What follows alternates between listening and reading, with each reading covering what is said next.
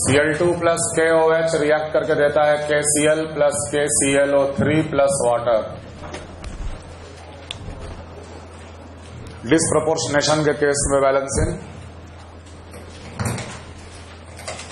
जब एक ही एलिमेंट, एक ही एटम ऑक्सीडाइज और रिड्यूस दोनों एक साथ हो। ध्यान रखना बैलेंसिंग इंपॉर्टेंट है। आईआईटी में डायरेक्ट सवाल इस साल भी आया, पिछले साल भी आया था, बैलेंसिंग पे ही सवाल, सीधे कोफिशिएंट क्या होगा इंटीजर टाइप में। तो इसमें भी वही चीज, ऐसे मानना Cl2 गया KCl में, वही Cl2 गया KClO3 में, दो बार लिखना। जहां डिस्प्रोपोर्शनेशन हो रहा है उसको दो बार लिखा जाएगा। समझ में आ रहा है? अब बिल्कुल वही process, same process. Balance the atom undergoing a change 2Cl। यहां Cl का ऑक्सीडेशन स्टेट 0, यहां -1, टोटल चार्ज 0, यहां टोटल चार्ज -2, तो कितने का चेंज आया? 2 का चेंज आया। Cl2, यहां भी 2Cl, यहां Cl 0 पे, यहां Cl किस पे? +5 पे। यहां टोटल चार्ज 0, यहां पे टोटल चार्ज Cl के वजह से +10, तो यहां पर कितना का डिफरेंस आया? 10 का चेंज आया। बैलेंस करने के बाद चेंज देखना है, बैलेंस करने के बाद चेंज देखना है। बराबर करने के लिए ऑब्वियसली इसको 5 से मल्टीप्लाई करेंगे, तो ये 5 2 10 हो गया, ये 5 हो गया। और जब हम दोनों को जोड़ देंगे तो 5 Cl2 और 1 Cl2, 6 Cl2, 6 Cl2 is giving 10 KCl plus 2 KClO3। अब इनका कोफिशिएंट को चेंज नहीं करना, 6 10 और ये 2 हो गया। 10 potassium, 2 potassium, 12 potassium, 12 KOH, 12 oxygen, 12 oxygen में 6 ऑक्सीजन, तो यहां पर 6 लगा दिए, हो गया बैलेंस। लेकिन ऐसा भी हो सकता है कि बैलेंस करने के बाद सारे कोफिशिएंट एक कॉमन फैक्टर से कट जाए, जो कि यहां दिख रहा है 6 दिख रहा है, 12 दिख रहा है, 10 दिख रहा है, सब 2 से कटेगा।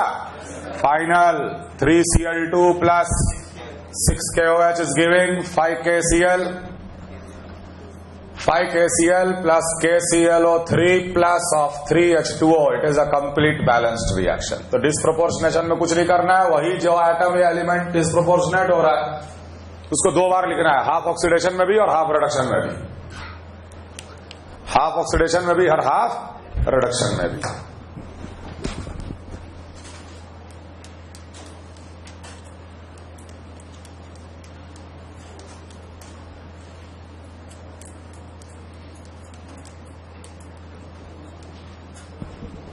अब देखो, पिछला मैंने जो 2 एग्जाम्पल कराया था, पिछला जो 2 एग्जाम्पल कराए थे, पहला एग्जाम्पल जो हम कराए थे K2Cr2O7 था, और साथ में क्या था? FeSO4। हम पूरा रिएक्शन नहीं लिख रहे, ऐसे भी समझ लो। प्रोसेस में अगर आप N फैक्टर देखोगे, K2Cr2O7 कहां गया था? क्रोमियम +3 पे, और आयरन कहां गया था? Fe+3 पे।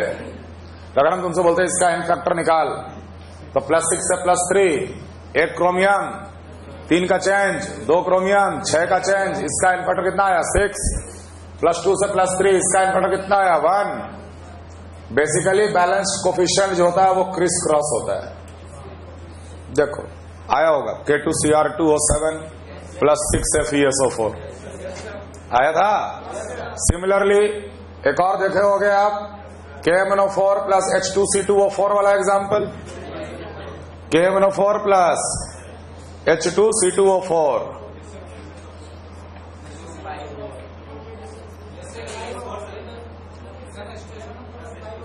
H2SO4, उसमें ऑक्सीडाइज कर रहा है क्या? H2SO4, 2 और 5 आ रहा है। हाँ ठीक है, ये N फैक्टर इसका कितना होता? 5। इसका N फैक्टर कितना होता? 2। कार्बन +3 से कार्बन डाइऑक्साइड में कार्बन +4, 1 कार्बन 1 का चेंज, 2 कार्बन, अरे ऐसी चल रहा है। तो 2 कार्बन 2 का लॉस, इसलिए N फैक्टर 2 हो गया। ये +7 से +2 5 का गेन हो गया, अगेन क्रिस क्रॉस, यही आएगा 2 KMnO4 + 5। N फैक्टर का क्रिस क्रॉस कर देने से भी कोफिशिएंट पता चल जाता है। क्लियर है ये चीज? अगला केस, एक ही मॉलिक्यूल में अगर एक से ज्यादा एटम का ऑक्सीडेशन स्टेट में चेंज हो रहा है। ये थोड़ा डिफिकल्ट केस है, लेकिन फिर भी आप ध्यान रखिएगा। जैसे फॉर एग्जाम्पल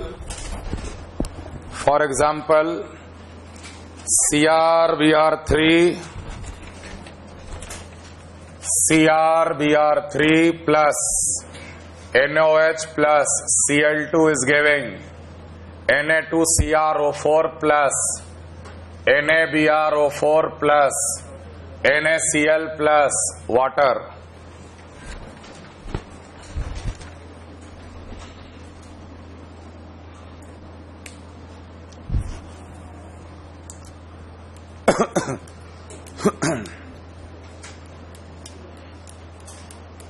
जो चेंज इन ऑक्सीडेशन नंबर आ रहा है ना, वो चेंज इन ऑक्सीडेशन नंबर मतलब जो बराबर कर रहे हो मल्टीप्लाई करके, दोनों चेंज को बराबर कर रहे हो ना एक नंबर से मल्टीप्लाई करके, वो चेंज जो बराबर कर रहे हो मल्टीप्लाई करने के बाद वो change divided by stoichiometric coefficient will give you the N factor.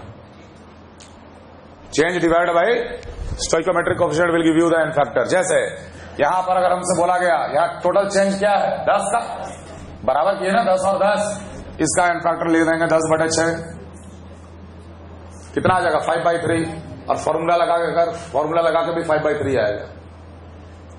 Cl2 कहां जा रहा है -1 और +5 पे, 0 से -1, एक Cl 1 का गेन, 2 Cl 2 का गेन, 2, 0 से +5 लॉस, एक Cl 5 का लॉस, 2 Cl 10 का लॉस, 2 गेन 10 लॉस, 2 × 10/2 + 10, 20/12, 20/12 लिखते हो, 20/12 5/3 आया था। सिंपल, जो चेंज बराबर कर रहे हो change divide by stoichiometric coefficient, N factor 10/6, ये भी 5/3 हो गया, यहां पे एन फैक्टर 10/10, 1 हो गया, 10/2, 5 हो गया।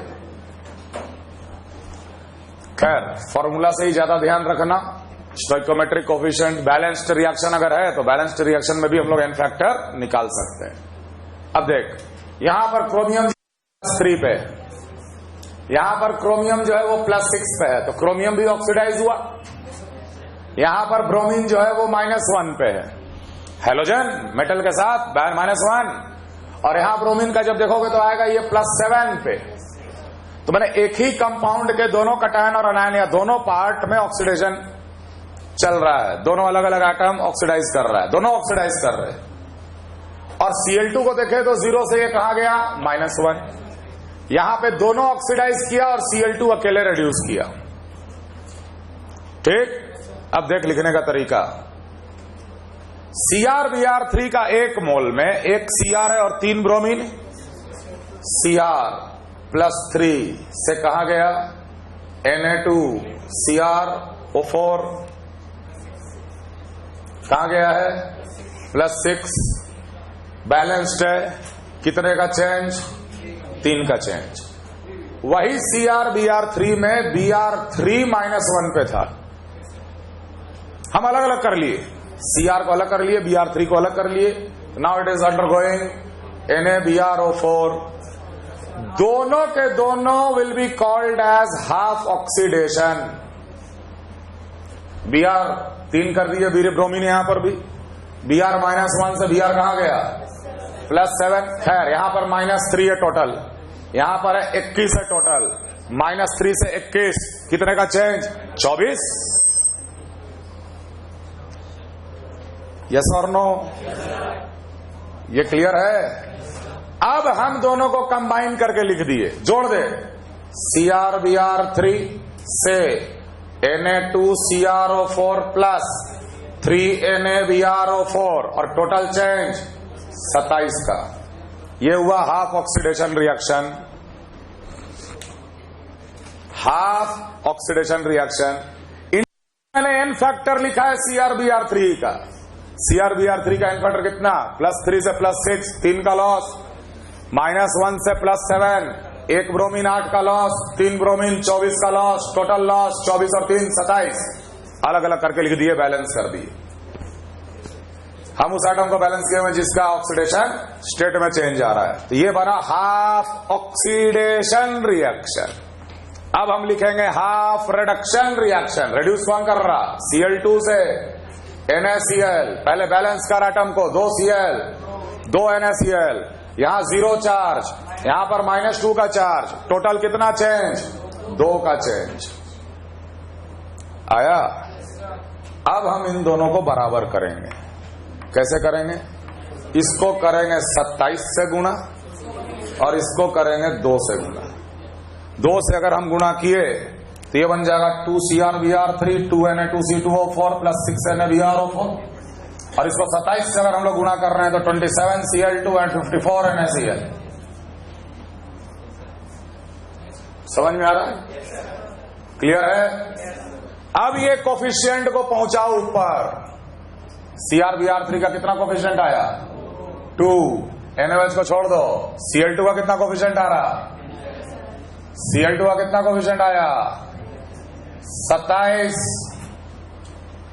2Na2CrO4 6NaBrO4 54 NaCl, ये सब फिक्स हो गया। अब उसके बाद जो बच गया उसको देखो। टोटल कितने सोडियम? 54 6 60 और 4 64 NaOH। हाइड्रोजन टोटल कितना? हाइड्रोजन उस तरफ टोटल कितना? 64। इधर हाइड्रोजन बस अकेला मात्र ये है 32 वाटर। सोचो, हीट एंड ट्रायल से किसी जन्म में ये बैलेंस नहीं होगा। कोफिशिएंट देख रहे हो? समझ में आ रहा है? टोटल कितना चेंज को बराबर किए थे? 54। इसका एन फैक्टर 54/2, इसका एन फैक्टर 54/64, इसका एन फैक्टर 54/27, 2, इसका एन फैक्टर 54/2, इसका एन फैक्टर 54/6। समझ में आ रहा है?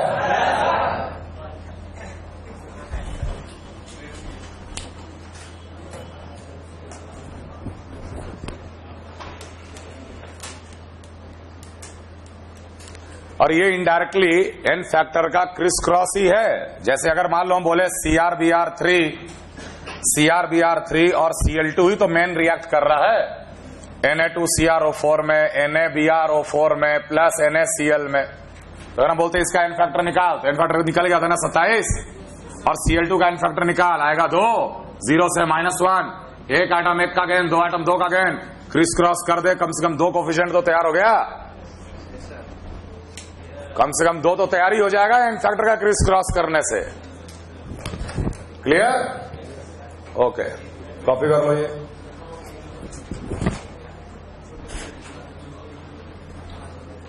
चलो एक रिएक्शन बैलेंस करो। K2Cr2O7 plus HCl, it forms KCl plus CrCl3 plus Cl2 plus water. K2Cr2O7 plus HCl, KCl plus CrCl3 plus Cl2 plus water.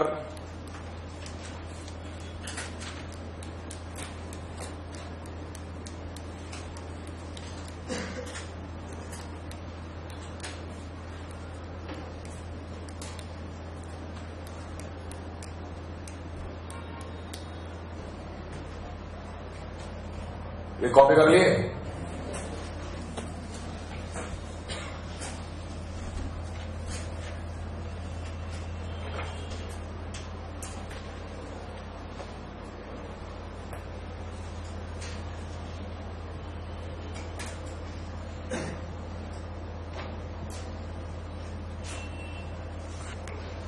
Half oxidation half reduction.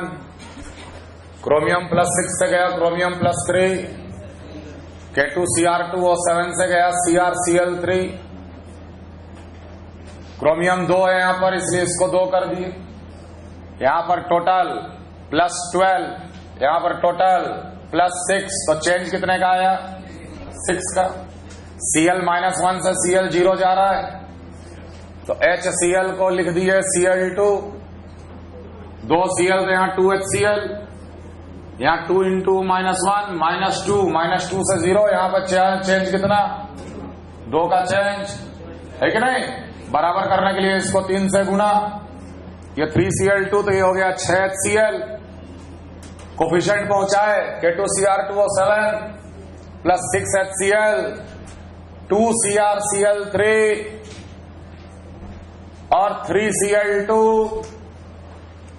ठीक है, अब देखो यहां पर HCl का कोफिशिएंट फिक्स नहीं होगा, क्योंकि HCl का Cl जो है वो पूरा का पूरा Cl2 में नहीं गया है, Cl माइनस के फॉर्म में भी तो रह गया। जैसे यहां का Cl माइनस, यहां भी Cl माइनस, यहां भी Cl माइनस, तो हो सकता है कि HCl का हमको कोफिशिएंट को चेंज करना पड़े, लेकिन बाकी होगा कोफिशिएंट हमेशा फिक्स। अब देख टोटल पोटेशियम यहां पर, अब इसका कोफिशिएंट अगर 1 है तो 2 पोटेशियम तो ये भी 2 होगा, ये भी फिक्स हो गया। टोटल Cl कितना हो गया 6 और 6 12 और 2 14 Cl, इसलिए ये 6 को हटा के हम लोग 14 HCl कर दिए। 6 को हटा के 14 HCl। कितना ऑक्सीडेशन का चेंज बराबर किए हो 6, एन फैक्टर 6/1 आएगा ही 6 प्लस 6 से प्लस 3, 1 क्रोमियम 3 का चेंज, 2 क्रोमियम 6 का चेंज, वैसे सोच रहे या कोफिशिएंट से डिवाइड करके सोच रहे। HCl का एन फैक्टर 6/14, इसका एन फैक्टर 6/2, इसका एन फैक्टर 6/2, इसका एन फैक्टर 6/3 लग जाए, सबका एन फैक्टर निकाला जा सकता है। The change in the oxidation state जो बराबर कर रहे हो वो डिवाइडेड बाय कोफिशिएंट। हाँ, अरे ये कोफिशिएंट से तो डिवाइड करेंगे। HCl का फिक्स हो गया था 6, लेकिन अगर पूरा HCl Cl2 में जाता तब फिक्स होता ना। यहां HCl का कुछ Cl तो यहां भी डिस्ट्रीब्यूट हुआ है कि नहीं? क्लियर है ये चीज? हाँ, इधर कितने हैं 14 और उधर कितना होगा? लगाना पड़ेगा ना, लगाए नहीं है,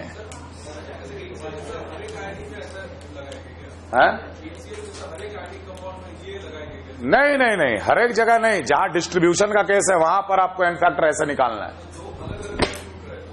अलग अलग में डिस्ट्रीब्यूट हो रहा है, एक में चेंज हो ही नहीं रहा है ऑक्सीडेशन स्टेट और दूसरे में चेंज हो रहा है। Cl माइनस, यहां तो चेंज नहीं हुआ, लेकिन कुछ Cl माइनस चला गया Cl2 में भी। तो ऐसे केस में बैलेंस करने के बाद ही आपको एन फैक्टर निकालना है। क्लियर है ये चीज? क्लियर है? ये कुछ ऐसा केस हो गया कि जैसे मान लो हम बोले कि 14 Cl माइनस था, 6 और 2 8 Cl माइनस में ही रह गया और 3 Cl2 में चला गया। पिछले क्लास में हम लोग किए थे ना Mn वाला, इसका एन फैक्टर कैसे निकालोगे? इसका एन फैक्टर निकलेगा 8 तो चेंज हुआ ही नहीं, तो 8 इंटू 1 माइनस 1 या बोल -1 + 1 change 0 plus 6 into -1 - 0 divided by total 14, hence it is 6/14। Clear है ये चीज? क्लियर? अगला हेडिंग लिखो, balancing by ion electron method.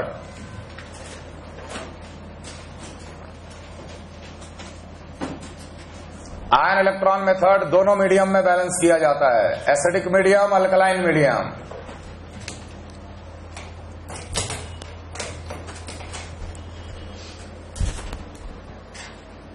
Acidic medium, alkaline medium. In both medium, the balancing can be done. Okay. पहला rule है, balance the atom undergoing the change in oxidation state. उस atom को balance करो जिसका oxidation state में change आ रहा है। दूसरा point, balance the oxygen atom by adding H2O molecule on the required side. तीसरा स्टेप, तब बैलेंस करो, balance the H atom by adding H plus ion on the required side। इतना करने के बाद लास्ट में charge balance by adding electron on the required side। तो इतना करोगे तो पहला हाफ रिएक्शन बैलेंस हो जाएगा, हाफ रिएक्शन का बैलेंस हो जाएगा। उसी तरह दूसरे हाफ रिएक्शन पे भी यही काम करोगे। समझ में आ रहा है? एक हाफ रिएक्शन को बैलेंस करने का ये तरीका, सेम वे दूसरा हाफ रिएक्शन को भी बैलेंस करने का वही तरीका है ना। और आप लोग पढ़े हो कि किसी भी रेडॉक्स रिएक्शन में number of electrons lost is always equal to the number of electrons gained. तो हम लोग फिर फाइनली किसी एक हाफ रिएक्शन में एक सूटेबल नंबर मल्टीप्लाई कर देते हैं ताकि नंबर ऑफ इलेक्ट्रॉन्स बराबर हो जाए, नंबर ऑफ इलेक्ट्रॉन्स लॉस्ट और नंबर ऑफ इलेक्ट्रॉन्स गेन्ड बराबर हो जाए, और उसके बाद दोनों को हम लोग जोड़ देते हैं। खैर एग्जाम्पल लेंगे, उसमें देखना।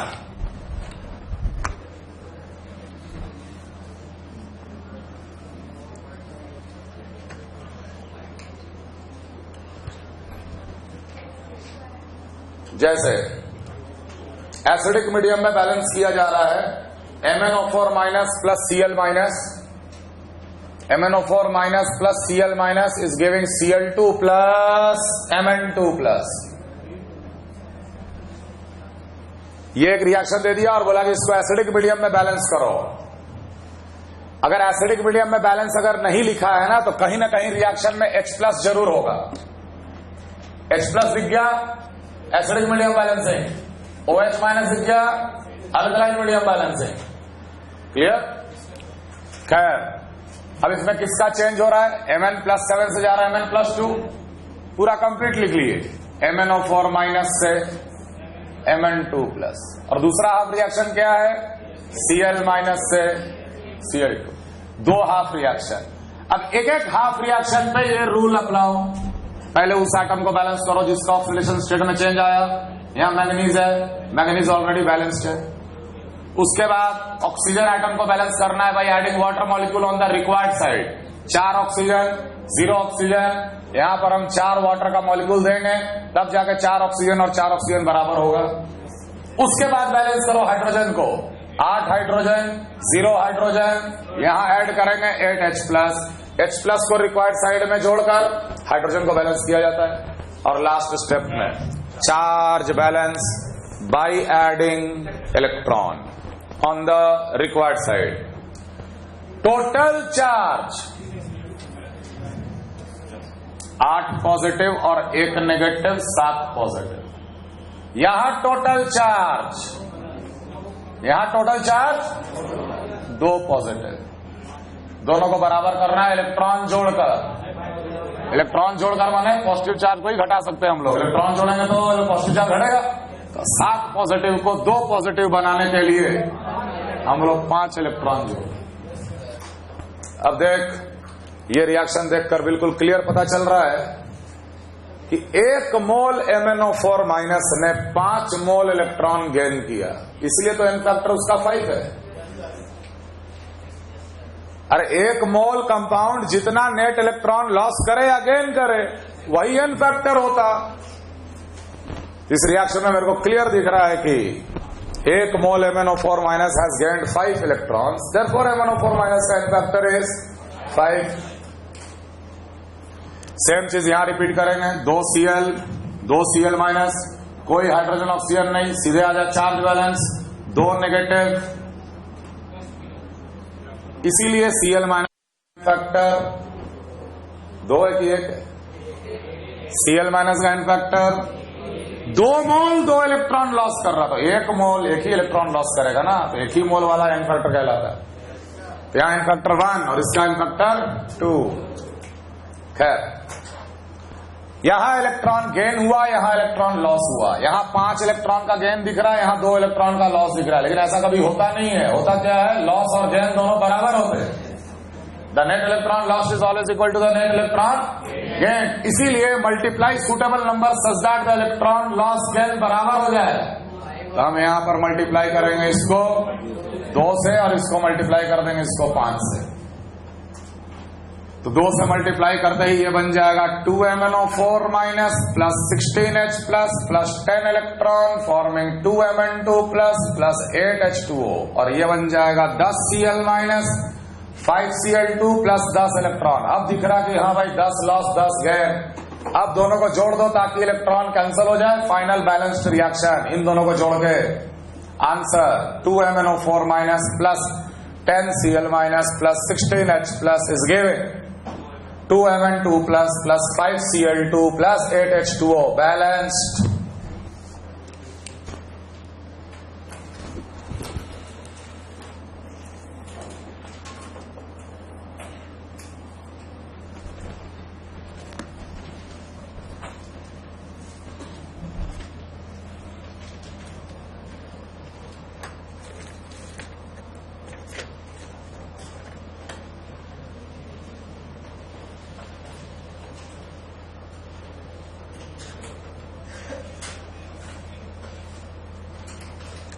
इस रिएक्शन को बैलेंस करो alkaline acidic medium.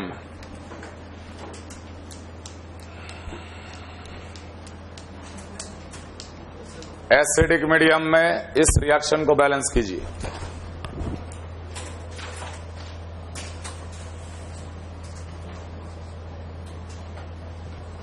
Half reaction यहां पर Cr2O7 2 माइनस से Cr+3 2 chromium 2 chromium oxygen 7 oxygen 7 water hydrogen 14 14H plus charge balance 14 positive और 2 नेगेटिव 12 पॉजिटिव और यहां पे 6 पॉजिटिव। तो 12 को 6 करने के लिए इसीलिए डाइक्रोमेट आयन का इन फैक्टर 6 होता। अगले में SO2 से SO4 2 minus sulphur balanced 2 oxygen 4 oxygen इसलिए यहां पे 2 वाटर तो 4H प्लस इधर 4H प्लस 0 चार्ज और यहां पर 2 पॉजिटिव चार्ज 4 पॉजिटिव और 2 नेगेटिव 2 पॉजिटिव और 2 पॉजिटिव को 0 करने के लिए 2 इलेक्ट्रॉन लगाना पड़ेगा। अब multiply by suitable number such that electron loss gain बराबर हो जाए। उधर 6 इलेक्ट्रॉन इधर 2 इलेक्ट्रॉन तो इसको क्या कर देंगे 3 से गुना कर देंगे। सो आंसर क्या आ गया Cr2O7 2 minus plus 3SO2 plus 4 दिया 12H प्लस और इधर 14H प्लस। तो कट के कितना H प्लस बचेगा 2H प्लस और वाटर इधर 6 वाटर और इधर 7 वाटर। ठीक है यहां आ जाएगा 2Cr plus 3SO4 2 minus plus water balanced.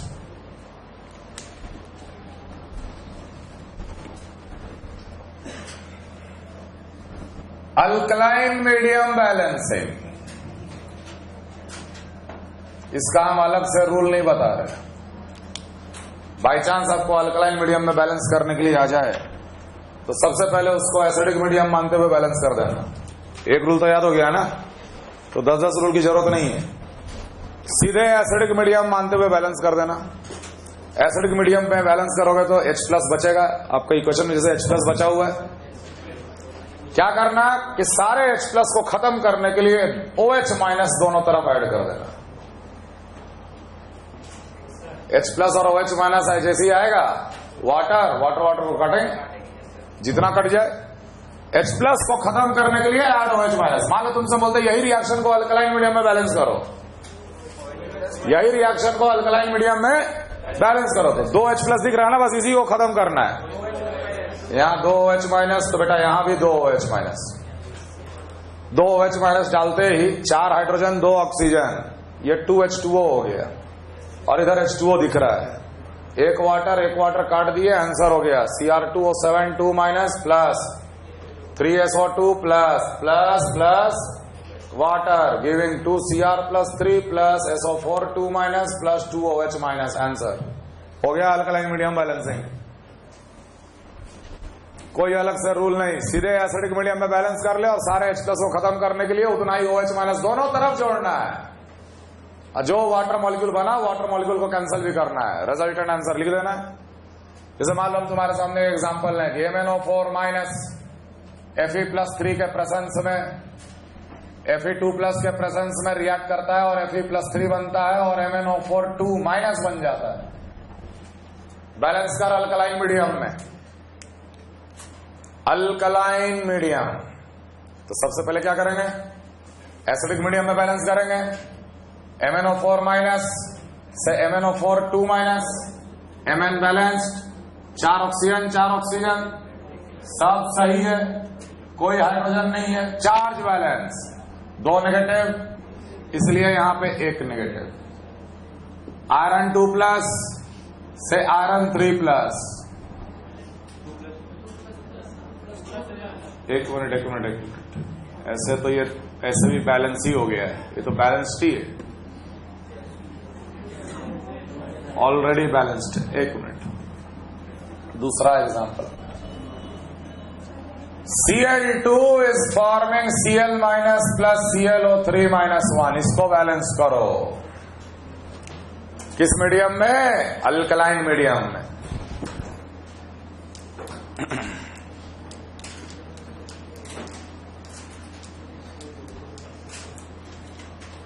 Alkaline medium तो ध्यान देना यहां पे Cl2 0 पे -1 रिडक्शन +5 ऑक्सीडेशन, तो डिस्प्रोपोर्शनेशन है। तो डिस्प्रोपोर्शनेशन में 2 बार लिखते हैं, एक बार लिखेंगे Cl2 से Cl-1 और एक बार लिखेंगे Cl2 से ClO3-। भले ही बैलेंस करना अल्कलाइन मीडियम में लिख कर लेना पहले एसिडिक और उसके बाद H+ हटा देना।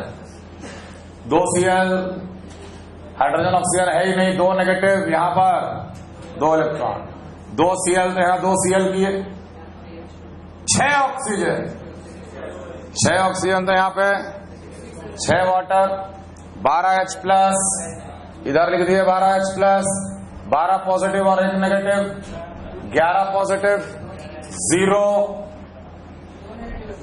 अच्छा 12 पॉजिटिव और 2 नेगेटिव 10 पॉजिटिव। 10 पॉजिटिव को 0 करने के लिए 10 इलेक्ट्रॉन, इलेक्ट्रॉन को बराबर करना है तो ऊपर वाले रिएक्शन को 5 से गुणा कर दिए, तो ये बन गया 5Cl2 + 10 electron is giving 10 Cl-। जोड़ दिए, 10 और 10 कट गया, क्या बना 5 और 1 6 Cl2 + 6 water is giving 10 Cl- 2 ClO3- + 12 H+। यही बना ना,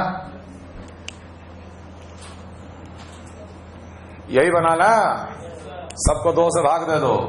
3 Cl2 + 3 water gives 5 Cl- + ClO3- + 6 H+।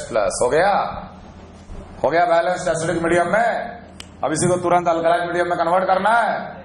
6 H+, 6 OH- इधर जोड़ दिए और 6 OH- इधर जोड़ दिए। 6 H+ और 6 OH- मतलब कितना हो गया ये, 6 वाटर, इधर 6 वाटर, इधर 3 वाटर, तो 3 और ये 3 काट के 3 वाटर बच गया। बैलेंस्ड रिएक्शन देख, 3 Cl2 + 6 OH- is giving 5 Cl- + ClO3- + 3। हो गया ये अल्कलाइन मीडियम में बैलेंस।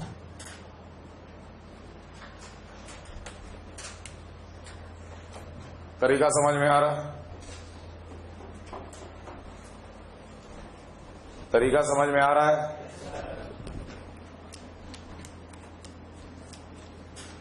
क्लियर है?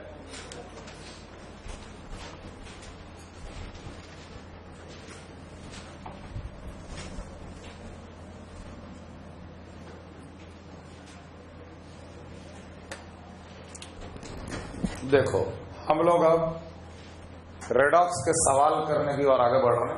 किस टाइप का सवाल आता है, कैसे हम लोग अप्रोच करते हैं, वो सवाल को सॉल्व करने के लिए कुछ आप इंपॉर्टेंट चीजें लिख लीजिए। सबसे पहले सम इंपॉर्टेंट रिएक्शन, 5 या 6 रिएक्शन ही हम यहां पे लिखेंगे जिसको आप मेमोराइज कर लेना।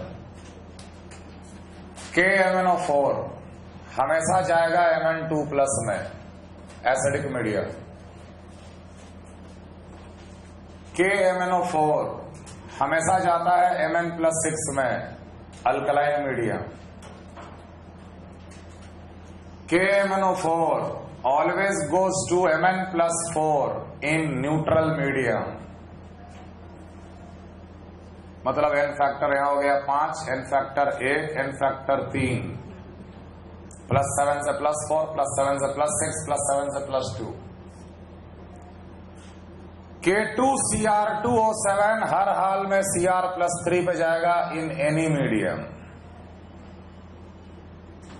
आयोडीन Na2H2O3 जिसको हम लोग बोलते हैं हाइपो या सोडियम थायोसल्फेट के साथ रिएक्ट करके बनाता है Na + Na2S4O6 एसिडिक मीडियम में। वही आयोडीन अगर Na2H2O3 के साथ रिएक्ट करके बनाया Na + Na2SO4 अल्कलाइन मीडियम में। Cl2 गैस के साथ अगर रिएक्शन हुआ Na2H2O3 का तो ये बनाएगा NaCl + Na2SO4 एनी मीडियम में। ऑक्सलेट आयन या ऑक्सैलिक एसिड अगर रेडॉक्स रिएक्शन में पार्टिसिपेट कर रहा है तो हर हाल में निकलेगा कार्बन डाइऑक्साइड, हर हाल में निकलेगा कार्बन डाइऑक्साइड। आयोडीन हमेशा जाता है I- या I- will always go to iodine if nothing stated. अगर कुछ दिया हुआ नहीं है तो हमेशा यही मानना कि आयोडीन I- में गया, या I- होगा तो आयोडीन में जाएगा। और क्लियरली दिखा है कि हाँ भाई आयोडीन आयोडेट में गया, IO3- में, तब IO3- लेना। नथिंग इज गिवन, आयोडीन हमेशा आयोडाइड में, या आयोडाइड हमेशा आयोडीन लिबरेट करेगा। तो इतने सारे आपको रिएक्शन हमको हमेशा ध्यान में रखने।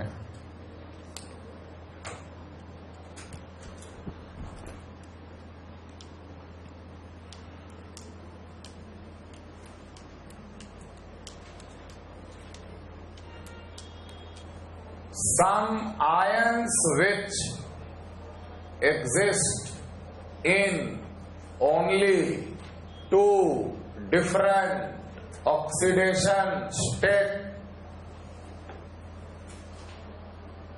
यह भी जानना जरूरी है।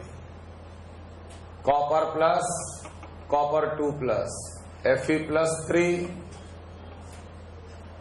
Fe+2, Fe+3, आर्सेनिक +3, आर्सेनिक +5, निकल 2+, निकल +4, सीरियम +3, सीरियम +4, Sn+2, Sn+4। ये ऐसे आयन है जो सिर्फ 2 ही ऑक्सीडेशन स्टेट में एग्जिस्ट करते हैं।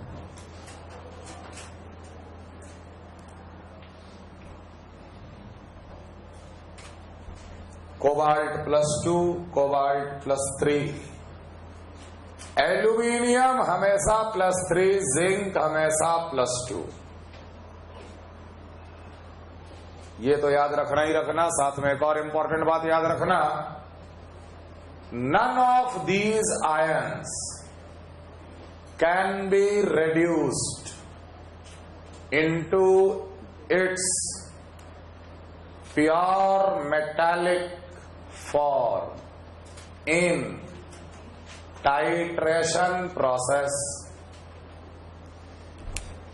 रेडॉक्स टाइट्रेशन प्रोसेस में इन आयंस को बिल्कुल रिड्यूस करके मेटल डिस्प्लेस नहीं किया जा सकता।